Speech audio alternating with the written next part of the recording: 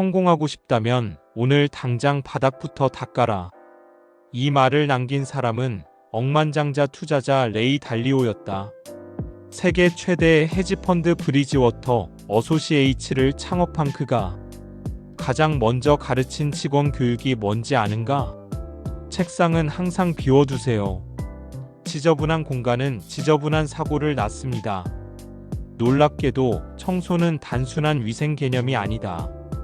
돈을 부르는 사고 회로를 깔끔하게 정비하는 의식행위다. 그리고 이걸 아는 사람만이 진짜 부자의 길을 걷는다. 1장. 뇌과학이 말하는 지저분한 뇌의 치명적 한계. 집중력은 공간과 함께 무너진다.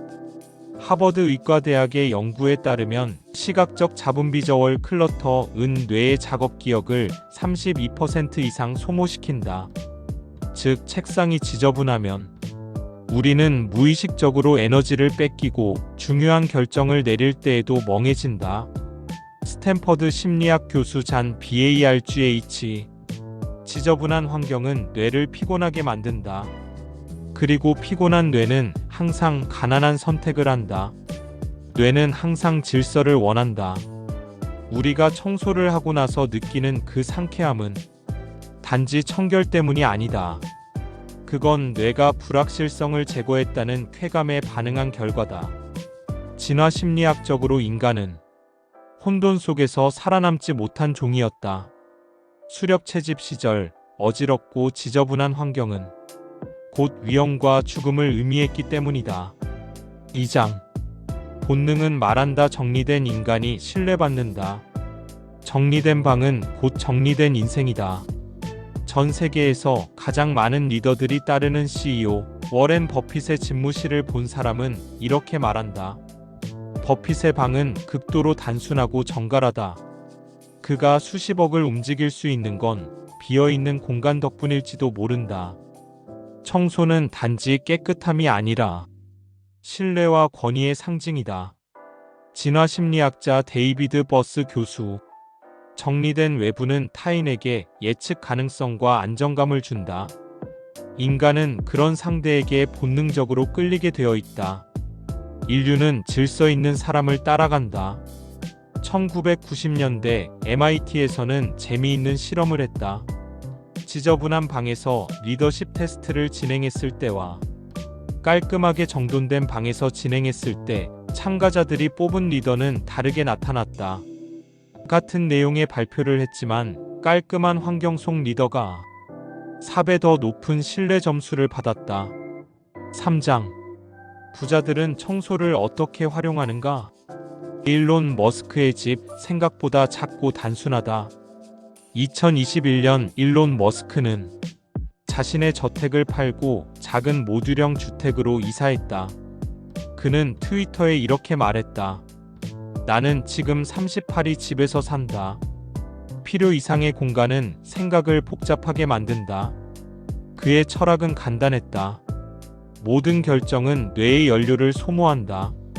그러니 시각적 소음부터 없애라. 아마존 CEO 제프 베조스. 아침 10분의 청소. 베조스는 매일 아침 책상을 정리하고 창문을 연다. 이건 단순한 습관이 아니라 의식 리추얼이다. 그는 말했다. 성공은 복잡한 전략보다 단순한 반복에서 시작된다. 4장. 반복되는 행동이 부자 뇌를 만든다. 청소는 자동화된 자기점검이다. 하버드대 행동심리학 연구에 따르면 매일 10분 청소하는 사람은 그렇지 않은 사람에 비해 의사결정력에서 평균 27% 이상 우위에 있었다. 왜? 청소는 의미 없는 반복이 아니다. 청소는 매일 나를 리셋시키는 리추얼이다. 작은 반복이 불을 부른다. 억만장자들의 공통점은 하나다.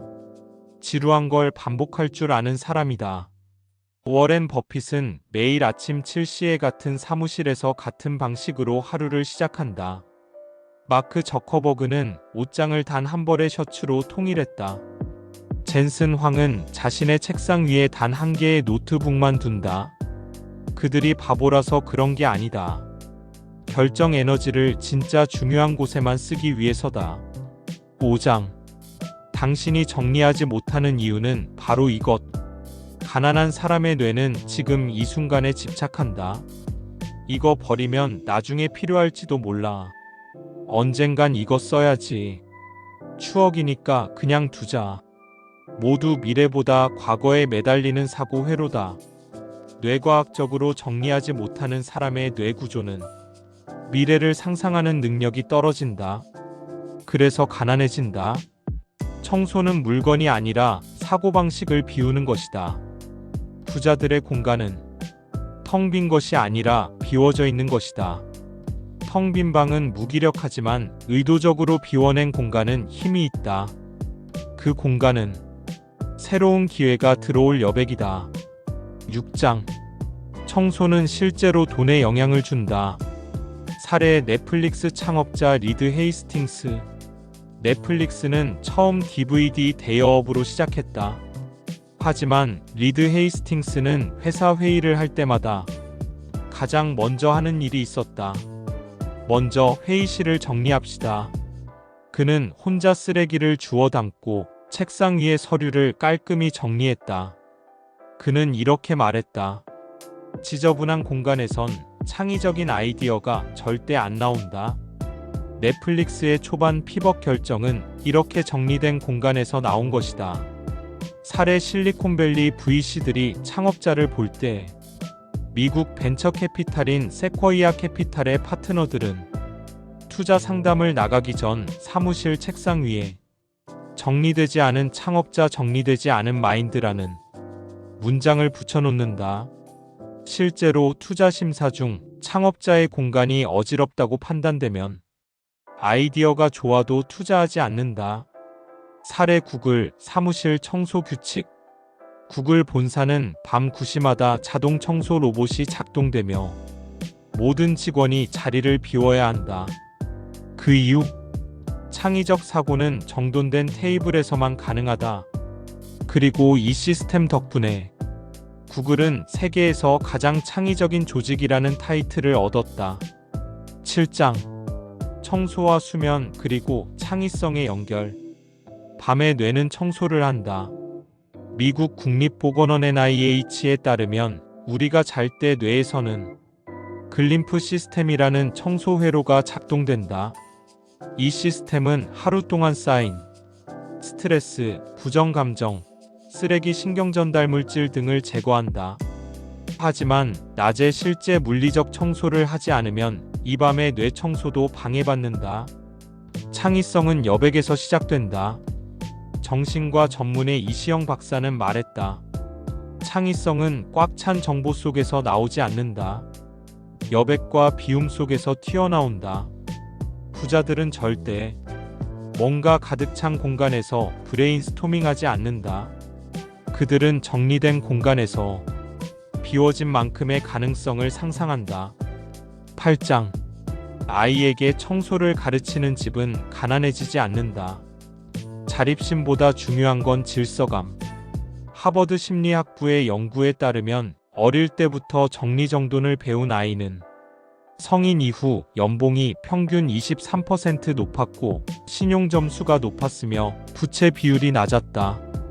이유는 간단하다. 청소는 정리가 아니라 결정력과 계획력의 훈련이기 때문이다. 가난한 집은 한 번에 청소하려고 한다.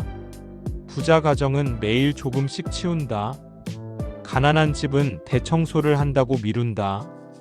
이게 바로 미루는 사고와 지속 가능한 사고의 차이다.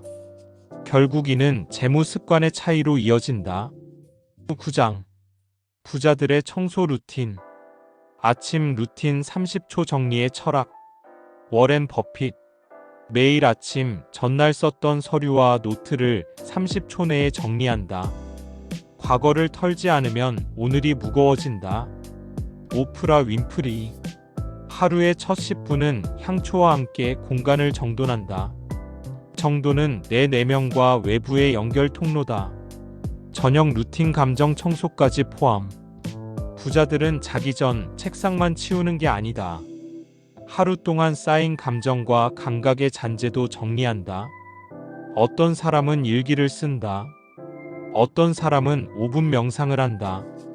어떤 사람은 단지 조명을 끄고 비움을 느낀다. 10장. 당신 삶에 찾아올 변화. 정리는 곧 미래를 여는 사전 작업. 청소는 오늘의 행동이 아니다. 내일의 기회를 초대하는 의식이다. 지금 당신이 무엇을 정리하느냐에 따라 앞으로 어떤 돈이, 어떤 사랑과 기회가 찾아올지 결정된다. 한번 따라해 보라. 1. 내일 아침 책상을 완벽하게 정리해라. 2. 방 한 구석을 정리하고 필요 없는 것을 버려라. 3. 그리고 그 공간에 원하는 미래를 상상해라. 그 순간부터 부자의 사고는 시작된다. 마무리 멘트. 부자가 되고 싶다면 청소부터 하세요. 이건 단순한 훈계가 아니다. 청소는 나를 조율하는 가장 고요한 전술이며 불을 부르는 가장 과학적인 습관이다. 자, 지금 바로 물건을 버리고 공간을 정리하고 뇌를 정돈하라.